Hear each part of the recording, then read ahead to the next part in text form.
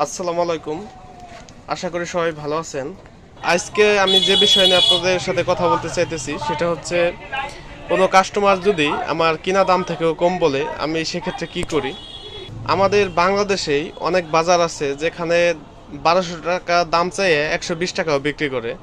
আমি জায়গাগুলোর নাম বলবো না, আপনারা হয়তো অনেকেই জানেন এই সমস্ত জায়গার কাহিনী, যে 1200 টাকা দাম বললেও 120 টাকা করে প্রসাধনীগুলো বিক্রি করে। কিন্তু সারা দেশের অবস্থা কিন্তু এক না, হয়তো কিছু জায়গায় এরকম জিনিসগুলো হয়, কিন্তু আমাদের মতো এরকম ইউনিয়ন পর্যায়ে যারা দোকানগুলো আছে আমাদের, আমরা কিন্তু ওরকম তাদের মতো দাম চাইতে পারি না, কারণ আমাদের একবার যে কাস্টমারটা আসবে পুনরায় সে কাস্টমারটার কাছে বিক্রি করতে হবে। তো এরকমভাবে আমরা কিন্তু উল্টাপাল্টা দাম চাইতে পারি না, যা বিক্রি করব তার থেকে সামান্য কম বেশি চাইতে পারি। তো আমাদের এইখানে এই সমস্ত কাস্টমার যদি আমাদের কেনার দাম থেকেও যদি কম বলে, সেক্ষেত্রে অধিকাংশ দোকানদার দেখছি আমি মুহূর্তের মধ্যে রাগ হয়ে যায়, কাস্টমারের সাথে দুর্ব্যবহার শুরু হয়ে যায়। কিন্তু আমার ক্ষেত্রে আমি যেটা করি, ধরেন এক্সাম্পল স্বরূপ আপনাদের একটা দেই।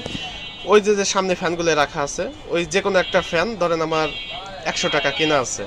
এখন কাস্টমারের কাছে আমি দাম চাইছি 150 টাকা, সে আমাকে দাম বললো 75 টাকা, কিন্তু ফ্যানটা কিনছি কিন্তু আমি 100 টাকায়।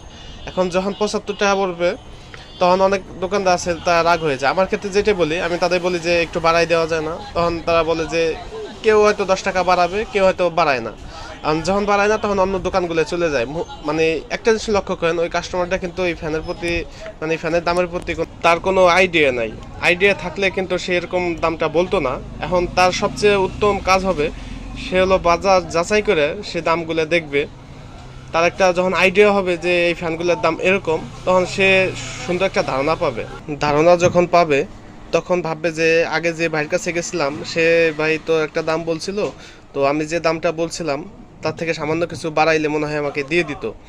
কিন্তু আমি তো তাকে এটা একটা আশ্বাস দিয়েছি যে আর অল্প কিছু বাড়াইলে দিয়ে দিব, কারণ আমার 100 টাকা কিনা ছিল, সে 75 টাকা বা 80 টাকা বলছে, আমি অল্প কিছু পাইলে দিয়ে দিব। সে একটা মনে মনে আশ্বস্ত হয়েছে, হয়তো আমি 100 টাকা এলিফ্যান্টটা নিতে পারবো। কিন্তু অন্য জায়গায় গেলে তো 120 টাকা অথবা 130 টাকা এরকম একটা দামে সিওরিটি দিছে তাকে।